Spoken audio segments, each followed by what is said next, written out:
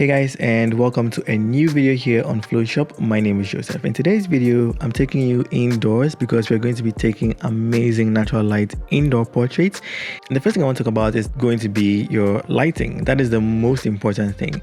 Compared to outdoor shots where you're being lit or your scene and your subjects are being lit by the sky, you're not going to have those options if you're shooting indoors. The only light source is going to be the windows.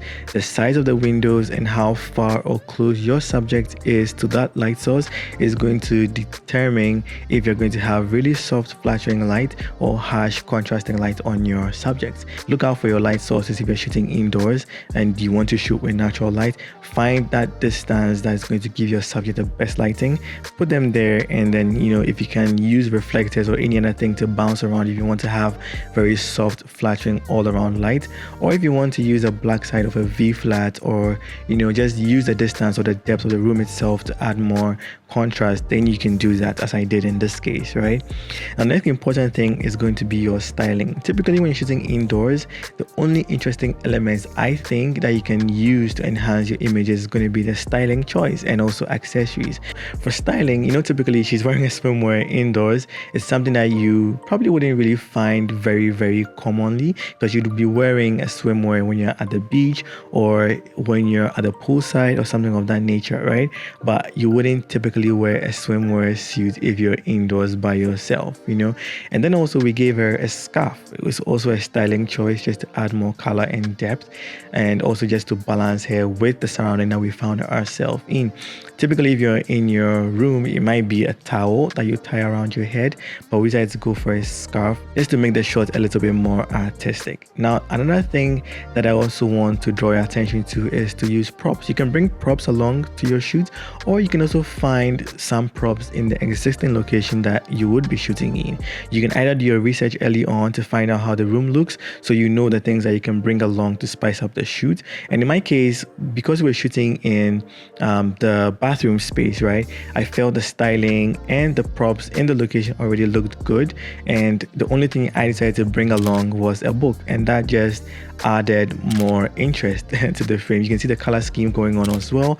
She has this green swimwear which really balances out with her skin tone and the white of the sink and also the brown of the location, and I think everything just really worked well, and adding that white scarf just made her pop a lot out of the frame. So we didn't just limit the props to the sink and the book. On the opposite side of the sink, we had this tall dressing mirror that I also felt would look really good if we just put her against it and then just grab a few frames. So that leads me back to another topic I want to talk about, which is going to be maximizing your location. And I feel if you go into a space and you want to shoot, if you're immediately drawn to the most interesting part of the room, chances are if any other creative gets in there, that's also going to be the most interesting part of the room, and so they'll want to center their shoot around that. So I find when you go into locations like this and you are drawn to a place immediately, just take your time, take a few moments to look around and find other interesting places that I think would elevate your images, because again, if you have variety, it's not going to hurt at all. You better give your client more options and more interesting frames to look at. It's also going to make you seem a little bit more professional. So for me, when I entered the space, I was immediately drawn to the bathtub, but when I took a few moments to look around, I was drawn to that sink area where I started my shoot at, and then I also was drawn to that tall mirror in the same space, and also gave me like a new perspective and new set of images before I finally settled on my bathtub shoot. And even with the bathtub shoot, I didn't limit myself to just one direction or one area to shoot from. I just moved around the bathtub area and then found different areas that were interacting with the light in a very unique and different way. And I also occasionally just brought a reflector in to open the shadows, but for me, I was drawn to that drama that it was giving me. Again, if you also want to maximize the location that you're shooting in, then you also need to consider the focal length that you're going to be shooting at, because typically if you're shooting in such spaces, they wouldn't really be big most of the time. So come along with wide angle lenses, 16, 24, 35.